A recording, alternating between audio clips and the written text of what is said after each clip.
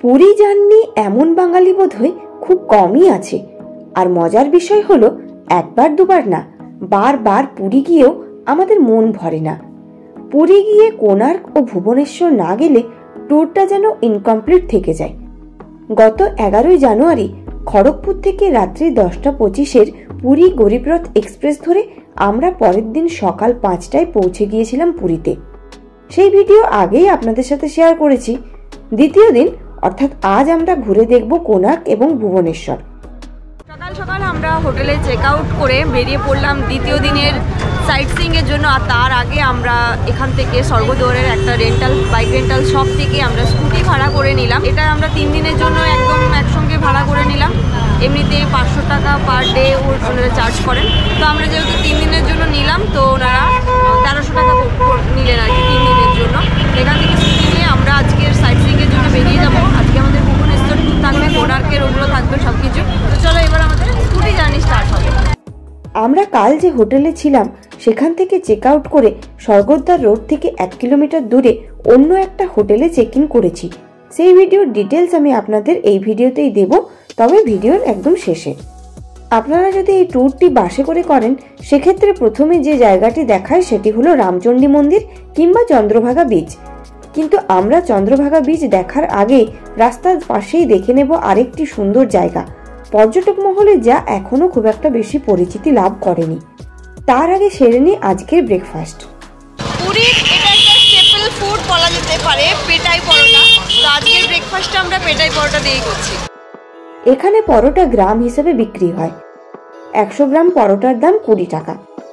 বাস ট্যুরের ক্ষেত্রে ওনারা একটি নির্দিষ্ট দোকানে ব্রেকফাস্টের জন্য দাঁড়ায় এবং সেখান থেকেই আপনাকে ব্রেকফাস্ট করতে হবে। ব্রেকফাস্টের পর আমরা চলে এলাম পেট্রোল পাম্পে। স্কুটিতে ফুয়েল ট্যাঙ্ক ফুল করার পরও বোতলের মধ্যে কিছু পেট্রোল নিয়ে রাখলাম। কোণার্ক এবং ভুবনেশ্বর বাসে করে ঘোরার জন্য আগের দিন কোনো প্রাইভেট এজেন্সি কিংবা ওটিডিসির কাউন্টার থেকে ট্যুরটি বুক করে রাখবেন। ওটিডিসির ওয়েবসাইট থেকে অনলাইনেও টিকিট বুক করা যায়। আর গাড়ি করে যেতে চাইলে প্রাইভেট এজেন্সিগুলো থেকে আপনারা সব ধরনের গাড়ি ভাড়ায় পেয়ে যাবেন, অথবা আমাদের মতো স্কুটি বা বাইকে করেও ঘুরতে পারেন। পুরী থেকে প্রায় 32 কিলোমিটার রাস্তা রাইড করে আসার পর এলাম আজকের প্রথম সাইট সিইং। চন্দ্রভাগা বিচ যাবার আগেই রাস্তার ধারেই পড়বে ওড়িশার এই কোণার্ক ইকো রিট্রিট। এটার আন্ডারে একটা রিসোর্টও আছে আর একটা বিচও আছে। ওই দিকটা হচ্ছে রিসোর্ট এরিয়া আর বিচ। প্রাইভেট বিচ বলবো না, কারণ সবাই এটা অ্যাক্সেস করতে পারবে, কোনো এন্ট্রি ফিজ নেই। তো চন্দ্রভাগা বিচ যাবার আগেই পড়বে রাস্তার ধারে, সেটাতে এখন আমরা যাচ্ছি। লাঞ্চ করার জন্য এর ভেতরে রেস্টুরেন্ট রয়েছে। এছাড়া গেটের সামনেও কিছু খাবার বিক্রি হচ্ছে, ডাব, শশা এইসব পেয়ে যাবেন। স্বর্গদ্বারের মতো এখানে ঠিক ভিড় নেই, অল্প সংখ্যক লোকজনই আছে। আপনারা যদি ওটিডিসির বাসে আসেন বা যে কোনো প্রাইভেট বাসে এই কোণার্কের ট্যুরটা করেন, তাহলে কিন্তু এই জায়গাটায় ওনারা স্টপেজ দেন না। ওনারা চন্দ্রভাগা বিচ বা রামচণ্ডী মন্দির ওইগুলোতে দাঁড়ান। আপনারা যদি এখানে প্রাইভেট গাড়িতে আসেন বা আমাদের মতো স্কুটি বা বাইকে করে আসেন, তাহলেই এই জায়গাটা ঘুরতে পারবেন, আর না হলে কিন্তু এটা আপনাদের বাদ যাবে। আর এখানে বিচটা বেশ সুন্দর, কিন্তু অত বেশিও লোক নেই। যারা গাড়ি করে এসেছেন বা বাইকে এসেছেন তারাই শুধুমাত্র এসেছেন। এখানে কোনো এন্ট্রি ফিজ আলাদা নেই। তোমরা এখানে বালিতে রাইড করতে পারবে, ওই যে গাড়িগুলো আছে ওখান থেকে কিন্তু রাইড করতে পারবে। তার জন্য এই যে অ্যাডভেঞ্চার স্পোর্টস এই জায়গাটা লেখা আছে, এই কাউন্টারটায় গিয়ে ওখানে টিকিট নিতে হবে। এই দিকটা পুরোটাই প্রাইভেট প্রপার্টি রয়েছে ওনাদের। ওখানে রিসোর্ট রয়েছে অনেকগুলো, এই যেগুলো টেন্ট রয়েছে এই টেন্টে থাকা যায় আর কি। তো সেটা ওই দিক, এটার এন্ট্রিটা হচ্ছে ওই দিকের গেটটা, ঠিক আছে। আর আমরা যারা এরকম বিচ দেখার জন্য আসছেন তারা এই গেটটা দিয়ে এন্ট্রি করছেন, আর ওই দিকের গেটটা দিয়ে ঘুরে এলে এটার এন্ট্রি। আর এখানে বিভিন্ন ধরনের টেন্ট রয়েছে, আলাদা রিসোর্ট রয়েছেন ওনাদের। এটা একটু এক্সপেন্সিভ বলতে পারো, এটা ওনারা টেন্ট হিসেবে চার্জ করেন হয়তো 8000 9000 এরকম। আমরা দেখেছিলাম নেটে, তখন ওই রকম চার্জ দেখাচ্ছিল, মানে সেটার মধ্যে ফুডিং অ্যান্ড লজিং দুটো ইনক্লুড আছে। তো এগুলো যারা এরকম কাপল জাস্ট এখানে বেড়াতে আসতে থাকবো বলে থাকতে পারো, বেশ ভালো অন্যরকম অভিজ্ঞতা হবে। সমুদ্রকে এনজয় করার জন্য, থাকার জন্য ভালো এগুলো। কোণার্ক ইকো রিট্রিটের এটাই হচ্ছে রেস্টুরেন্ট, এটা বার কাম রেস্টুরেন্ট। তো যারা এখানে একটু বেশি সময় স্পেন্ড করবে তারা এখান থেকে খাওয়া দাওয়া করতে পারবে। এখন রেস্টুরেন্টটা বন্ধ আছে, 12টার সময় খুলবে, দুপুর 12টার সময়। এখনও 12টা বাজেনি, অনেকে দেখছি ঘুরেও যাচ্ছেন তার জন্য। পুরীর ব্লু ফ্ল্যাগ বিচের মতো এখানে যেমন আলাদা কোনো প্রবেশ মূল্য নেই, তেমনি সমুদ্র স্নানের জন্য কোনো চার্জ নেই। এখান থেকে চললাম নিকটবর্তী আরেকটি সমুদ্র সৈকত চন্দ্রভাগা বিচ। এই চন্দ্রভাগা বিচ ভারতের মধ্যে প্রথম ব্লু ফ্ল্যাগ শংসাপত্র পেয়েছে। কোনার্ক ইকো রিট্রিটের পর আমরা চলে এলাম চন্দ্রভাগা বিচে। আর চন্দ্রভাগা বিচ ওখান থেকে একদমই সামনে, আমাদের আসতে ওই 3-4 মিনিটের মতো সময় লাগলো, দূরত্ব ওই 1 কিলোমিটারের মতো।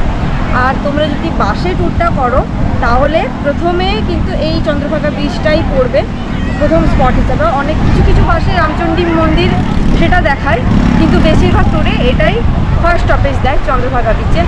আর এখানে অনেক ওয়াটার অ্যাক্টিভিটিও রয়েছে, ওয়াটার স্পোর্টস রয়েছে, করতে পারবে সেগুলো, যেগুলো আমরা কোনার্ক ইকো রিট্রিটে দেখলাম। আর এখানেও ওরকম আছে, কিন্তু যদি তোমরা বাসে ট্যুরটা করো তাহলে কি হয়, ওরা টাইমটা অনেক কম দেয়, এখানে অত টাইম দেয় না। তো সেই টাইমের মধ্যে কিন্তু তোমরা ওয়াটার অ্যাক্টিভিটি করতে পারবে না ইচ্ছে থাকলেও। যদি তোমরা প্রাইভেট কারে আসো, বাইকে আসো, তাহলে এই জায়গাটা তখন ওয়াটার অ্যাক্টিভিটি এক্সপ্লোর করতে পারবে। তো যারা বাসে আসে তারা অনেক সকাল সকাল ওখান থেকে পান্থপথ বাস থেকে অনেক সকাল সকাল গাড়ি ছেড়ে দেয়, 6:30, 7টা এরকম টাইমের মধ্যে।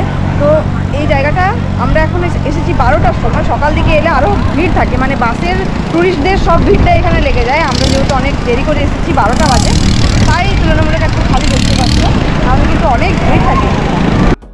ওটিডিসির বাস ট্যুরের ক্ষেত্রে ট্যুরটা চন্দ্রভাগা বিচ দিয়ে শুরু হয় না, ওরা প্রথমেই চলে যায় ধৌলিগিরি। ফেরার পথে কোনার্ক এবং তারপর চন্দ্রভাগা বিচ আসে, সেই সময় তখন সন্ধে হয়ে যায়। এখান থেকে চললাম আমাদের পরবর্তী গন্তব্যের দিকে। চন্দ্রভাগা বিচের পর আমরা চলে এসেছি কোনার্ক সূর্য মন্দির বা কোনার্ক সান টেম্পল। এটা নামেই মন্দির, কিন্তু এর ভেতরে কোনো পুজো হয় না। এর ইতিহাসটা আপনারা হয়তো জানেন, আর যদি না জানেন আমি বলে দিচ্ছি। কিন্তু তার আগে আপনাদেরকে বলি, এর টিকিট মূল্য রয়েছে 40 টাকা পার পার্সন। আর এই অবধি এসে টিকিট কাউন্টারটা আগেই রয়েছে ওখানে, আর এখানে হেঁটে হেঁটে এসে এখানে টিকিট হচ্ছে, এখানে টিকিট দিয়ে তারপর এখান থেকে ভিতরে ঢুকতে দেওয়া হচ্ছে। আর আপনারা যদি বাসে ট্যুর করেন তাহলে এসব ঝামেলা থাকছে না, ওনারা বাসে টাকা কালেক্ট করে নেন, ওনারাই টিকিট কেটে দেন, আবার ওনারাই গাইড দিয়ে দেন, গাইডের জন্য আলাদা কিছু লাগে না। আর এখানে হলে আপনারা আলাদা কিন্তু এই ইতিহাসটা বোঝার জন্য, এর গায়ের যে কারুকার্যগুলো কোথায় কি আছে, কোন জায়গাটা কি, সেগুলো বোঝার জন্য আপনারা এখান থেকে গাইড ভাড়া করে নিতে পারেন। টিকিট কাউন্টারের পরে যখন এন্ট্রির দিকে যাবে, তো তার মাঝখানে তোমরা এদিকে ওয়াশরুমও অ্যাভেলেবেল আছে। তো যে পেছনে জায়গাটা দেখছো সেখানটায় ওয়াশরুম আছে, তো চাইলে সেটা ইউজ করতে পারো। এখানে অনেক ফটোগ্রাফার রয়েছে, তাদের কাছ থেকে ফটো তুলতে পারেন, কিন্তু ভেতরে আর কোনো ভিডিওগ্রাফি অ্যালাউ নেই। হ্যাঁ, ভেতরে আপনারা ফোনে ফটো তুলতে পারবেন, কিন্তু কোনো ক্যামেরা এইসব অ্যালাউ নেই। সুবিশাল রথের আকারে নির্মিত সূর্য মন্দিরের সামনে নির্মিত 7টি ঘোড়া এবং 12 জোড়া রথচক্র। প্রত্যেকটি চক্রের মধ্যে 8টি চওড়া এবং 8টি সরু স্পাইক রয়েছে। কোনার্ক মন্দিরের এই চক্রের তাৎপর্য সম্পর্কে নানা মুনির নানা মত। অনেকে বলেন এই 7টি ঘোড়া সপ্তাহের 7 দিনের প্রতীক। 12 জোড়া চক্র বছরের 12 মাসকে উপস্থাপন করে, আবার 24টি চক্র দিনের 24 ঘন্টা বোঝায়। অনেকে আবার বলেন এই 12 জোড়া চক্র 12টি রাশির প্রতীক। এখান থেকে বেরিয়ে যাচ্ছে ভুবনেশ্বরের দিকে, রয়েছে পরের সাইট সিইং। তবে তার আগে দাঁড়িয়ে গেলাম মধ্যাহ্ন ভোজনের জন্য। এখন বাজে প্রায় 2টোর মতো। ভুবনেশ্বর আমরা এখনো ঢুকিনি, আর একটু পরেই ঢুকে যাব। তো ঢোকার আগেই রাস্তার ধারে এটাই একটা ভালো ধাবা পেলাম লাঞ্চের জন্য, তাই দাঁড়িয়ে গেলাম। এতক্ষণ ধরে কোনার্ক টেম্পল পার করার পরে কিন্তু রাস্তার ধারে আমরা সেরকম খুব একটা ভালো কিছু খাবার দোকান অতটা দেখতে পেলাম না। এটাই একটা প্রথমে আমাদের চোখে পড়লো, এটাতেই ঢুকে গেলাম। প্রাইভেট বাস ট্যুরের ক্ষেত্রে কোনার্কেই লাঞ্চের জন্য সময় দেয়। সূর্য মন্দিরে যাওয়ার আগে ওদের নির্দিষ্ট দোকানে লাঞ্চের জন্য অর্ডার দিয়ে দিতে হয়। ঘুরে এসে সেই দোকানে লাঞ্চ সেরে তারপর আবার শুরু হয় বাস যাত্রা। ভাতের কোয়ান্টিটিটা একটু কম আছে, বাকি সব কিছু মোটামুটি ভালোই হচ্ছে, দেখে যা মনে হচ্ছে, দেখা যাক। কোয়ান্টিটি নিয়ে অভিযোগটা যে আমার মস্ত বড় অন্যায় হলো সেটা পরে জানতে পারলাম, কারণ এখানে ভাত, ডাল, সবজি এগুলো সব আনলিমিটেড ছিল, তবে প্লেট শেয়ারেবল নয়। আমাদের পরের সাইট সিইং রয়েছে ধৌলিগিরি বা ধবলগিরি শান্তিস্তূপ। আপনারা যদি বাসে করে ট্যুরটা করছেন তাহলে বাস এসে দাঁড়িয়ে যাবে এখানে এই পার্কিং স্পটে, আর এখান থেকে ধবলগিরি স্তূপ আরও 1.5 কিলোমিটার রাস্তা। আর এই 1.5 কিলোমিটার রাস্তা আপনাকে যাওয়ার জন্য এই ওড়িশা সরকারেরই এখানে ট্রাভেলার আছে, সেই ট্রাভেলার করে আপনাকে যেতে হবে। ওটিডিসি বাস ট্যুরের ক্ষেত্রে এই ট্রান্সপোর্টটার জন্য আলাদা কোনো চার্জ লাগে না, তবে প্রাইভেট বাস ট্যুরের ক্ষেত্রে এই ট্রান্সপোর্টেশনের জন্য চার্জ লাগবে আলাদা, যেটা ট্যুরের প্যাকেজের সঙ্গে ইনক্লুড নেই। ভারত এবং জাপানের যৌথ উদ্যোগে 1972 সালে তৈরি হয় এই বিশ্ব শান্তিস্তূপ। শান্তিস্তূপের গঠন ও কারুকার্য যথেষ্ট আধুনিক। সকাল 6টা থেকে সন্ধে 6টা পর্যন্ত সকল মানুষের জন্য খোলা থাকে এই স্তূপ। তারপর এখানে ইভিনিং শো হয়। দার্জিলিংয়ে যে জাপানিজ টেম্পল বা পিস পকোড়া, সেই পিস পকোড়ার সঙ্গে এটার একটা সিমিলারিটি দেখতে পাচ্ছেন। ভুবনেশ্বরের এই শান্তিস্তূপ, যেটা অশোকের নামের সঙ্গে যুক্ত, কলিঙ্গ যুদ্ধের নামের সঙ্গে যুক্ত, এই ইতিহাসটা আমি অবশ্যই বলবো। তার আগে আপনাদেরকে জায়গাগুলো ঘুরে দেখাই। আর একটা কথা বলি, এখানে উপরে ওঠার জন্য আপনাদেরকে জুতোগুলো নিচে খুলে রাখতে হবে। আর যখন আপনারা ওখান থেকে হেঁটে আসবেন ফিশ পকোড়ার দিকে, তখন মাঝখানে যদি কেউ বলে যে এখানে জুতো খুলে রাখুন, টাকা দিন, এটা করবেন না। ওখান থেকে আপনারা পরে আসতে পারেন, জুতো কোনো অসুবিধা নেই। শুধুমাত্র ওখানে ওঠার সময় নিচে জুতোটা খুলে রাখতে হবে, তাছাড়া আর কিছু ব্যাপার নেই। আর এখানে কোনো এন্ট্রি ফিস আছে এসব কিছুও নেই। আর এই শান্তিস্তূপের পিছনেই রয়েছে একটা শিব মন্দির, তো সেখানে আমরা ওটা দিয়ে এখন সেই শিব মন্দিরে যাবো। স্তূপের মাথায় রয়েছে 5টি ছাতা, যা বৌদ্ধ ধর্মের 5টি প্রধান দিক, যথা জ্ঞান, দয়া, ধৈর্য, উদারতা ও ক্ষমার প্রতীক। স্তূপের চারিদিকে রয়েছে ভগবান বুদ্ধের 4টি রূপ। একদম সম্মুখভাগে রয়েছে ধ্যানমগ্ন বুদ্ধ। স্তূপ থেকেই দেখা যায় দয়া নদী। এই নদীর তীরেই, অর্থাৎ বর্তমান এই ধৌলিতেই হয়েছিল ভয়ঙ্কর কলিঙ্গের যুদ্ধ। যুদ্ধে প্রায় 1.5 লক্ষ মানুষের মৃত্যুতে দয়া নদীর জল লাল হয়ে গিয়েছিল। যুদ্ধে সম্রাট অশোক জয়লাভ করলেও যুদ্ধের ভয়াবহতা দেখে অশোক ভেঙে পড়েন। যুদ্ধনীতি ছেড়ে তিনি অহিংসার রাস্তা বেছে নেন এবং সারা বিশ্বে বুদ্ধের শান্তি নীতি প্রচার করেন। শান্তিস্তূপের পিছনেই খ্রিস্টীয় 10ম শতাব্দীতে রাজা যযাতি কেশরী কর্তৃক নির্মিত ধবলেশ্বর মহাদেবের মন্দির আছে। কথিত আছে এই মন্দিরে প্রবেশ করার পর এক কৃষ্ণ গাভী নাকি শ্বেত গাভীতে পরিণত হয়েছিল, তাই এই শিবের নাম ধবলেশ্বর শিব। এখান থেকে 7 কিলোমিটার দূরে আমাদের পরের গন্তব্য লিঙ্গরাজ মন্দির। এই লিঙ্গরাজ মন্দিরই ভুবনেশ্বরের সবথেকে বড় মন্দির এবং উড়িষ্যার অন্যতম প্রাচীন মন্দিরও বটে। পুরাণে কথিত ত্রিভুবনেশ্বর শিবই হলেন এখানে লিঙ্গরাজ।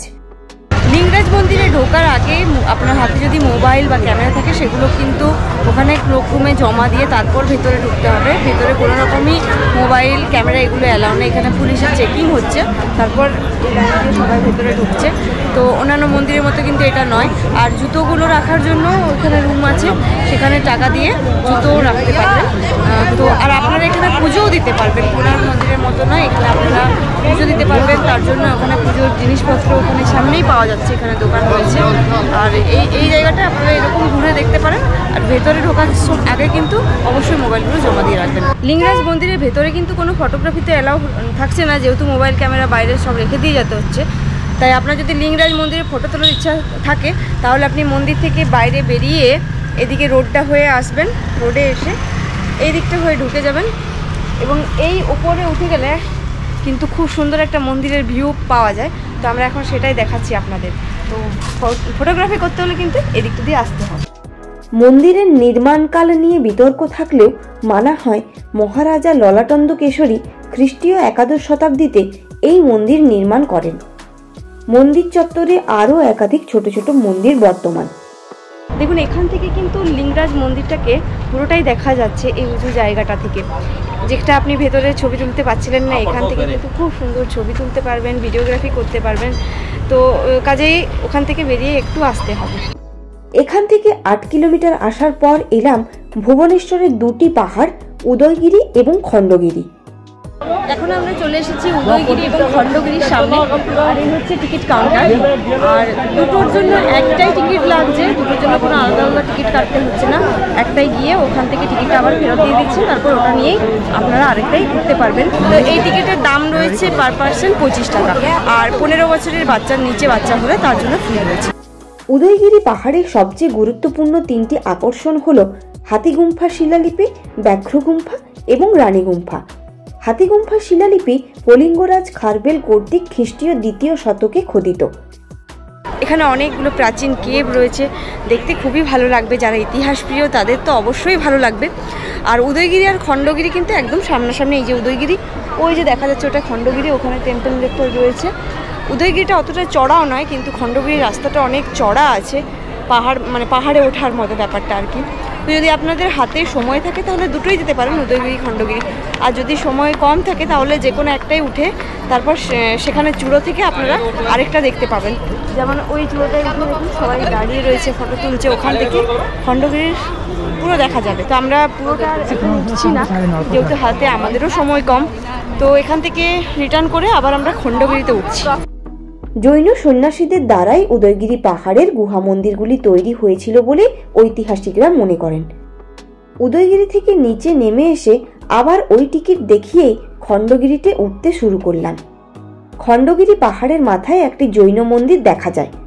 মন্দিরটি আধুনিক কালে নির্মিত হলেও মন্দিরের নিচে কয়েকটি গুহা মন্দির বেশ নজর কাড়া। উদয়গিরির মতো খণ্ডগিরি চড়াটা কিন্তু অত সহজ নয়। এখানে চড়লে আপনি পুরো বুঝতে পারবেন যে আপনি পাহাড়ে উঠছেন। সিঁড়ি করা আছে, সে অসুবিধে নেই, কিন্তু সিঁড়িগুলোও খুব উঁচু উঁচু, একটু উঠলেই পুরো হাঁপিয়ে যাচ্ছি।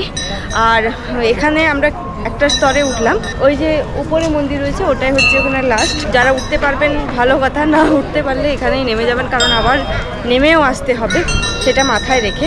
আর ওখান থেকে যেমন আমরা দেখতে পাচ্ছিলাম খণ্ডগিরিটা, দেখুন খণ্ডগিরিতে দাঁড়িয়ে আমরা দেখতে পাচ্ছি উদয়গিরি।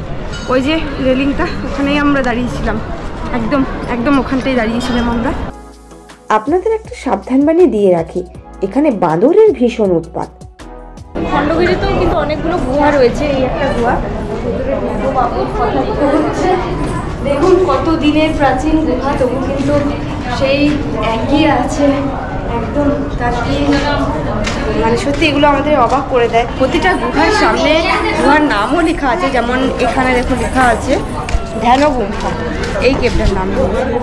প্রতিটা গুহায় কিছু না কিছু লেখা আছে, কিছু ডেসক্রাইব করা আছে। তোমরা যদি ধ্যান দিয়ে দেখো তাহলে বুঝতে পারবে। তোমরা খাবার দিয়ে একদম প্রভোগ করতে যেও না, তাহলে কিন্তু পুরো রিক্সে পড়ে যাবে। এই দেখো, পুরো সাবধানে তোমাদের ফোন, ক্যামেরা, খাবার দাবার এগুলো রাখবে। উদয়গিরি এবং খণ্ডগিরি ঘোরার পর আপনারা যে ট্যুরটা করতে পারবেন সেটা হচ্ছে নন্দনকানন জু, যেটা শুধুমাত্র ওড়িশা নয়, গোটা ভারতবর্ষের মধ্যে খুব বিখ্যাত একটা জু। এখানে আপনারা বিভিন্ন ধরনের পশু পাখি এগুলো তো দেখতে পাবেনই, তার সঙ্গে আপনারা সাফারি করতে পারবেন, লায়ন সাফারি, টাইগার সাফারি, এগুলো সব করা হয়। এই জুটা আমরা অলরেডি আগে একবার গেছি, সমস্ত কিছু ইনফরমেশনই আমাদের জানা, কিন্তু আজকে আর আমরা যেতে পারছি না সময়ের অভাবে, ওখানেও ক্লোজ হয়ে যাবে। তো আপনারা যখন এটা বাস ট্যুর করবেন বা যখন নিজেদের পার্সোনাল গাড়ি করে আসবেন অবশ্যই যাবেন। যারা প্রথমবার যাচ্ছেন তাদের জন্য তো অবশ্যই আবার ভালো লাগবে, যারা যদি বাচ্চা থাকে সঙ্গে তো খুবই এনজয় করতে পারবে। ডিটেলসগুলো আমি আপনাদের সাথে শেয়ার করে দিচ্ছি। প্রথমেই বলে রাখি, নন্দনকানন প্রতি সোমবার বন্ধ থাকে। জুয়ের প্রবেশ মূল্য 50 টাকা পার পার্সন। এটি একটি প্লাস্টিক ফ্রি জোন, তাই ভেতরে কোনো প্রকার প্লাস্টিকের বোতল বা প্যাকেট নিয়ে যাওয়া যাবে না। জুয়ের ভেতর ঘুরে দেখার জন্য ইলেকট্রিক ভেহিকেল আছে। 80 টাকার বিনিময়ে 5 থেকে 6 কিলোমিটার রাস্তা নিয়ে যায়। এছাড়া এখানে জঙ্গল সাফারিও আছে, যাতে মূলত বাঘ, হরিণ ও সিংহ দেখানোর জন্য নিয়ে যাওয়া হয়। সাফারির জন্য আলাদা চার্জ রয়েছে 60 টাকা পার পার্সন। ভুবনেশ্বর ঘুরে পুরী ফিরতে ফিরতে আমাদের প্রায় সন্ধ্যে 7টা বেজে গেছিল। হোটেলে গিয়ে ফ্রেশ হয়ে কিছুক্ষণ পর ডিনার করার জন্য চলে এলাম হোটেল সেগালে। এর আন্ডারে দুটো রেস্টুরেন্ট রয়েছে, একটি মাল্টি কুশিনো রেস্টুরেন্ট এবং আরেকটি মোগলাই হাব, যেখানে বিভিন্ন ধরনের মোগলাই এবং বিরিয়ানি পাওয়া যায়। আমরা চলে এলাম মোগলাই হাবে। একটি এগ মোগলাইয়ের দাম এখানে 120 টাকা। এছাড়া এর মেনু কার্ডটি আমি আপনাদের সাথে শেয়ার করে দিলাম।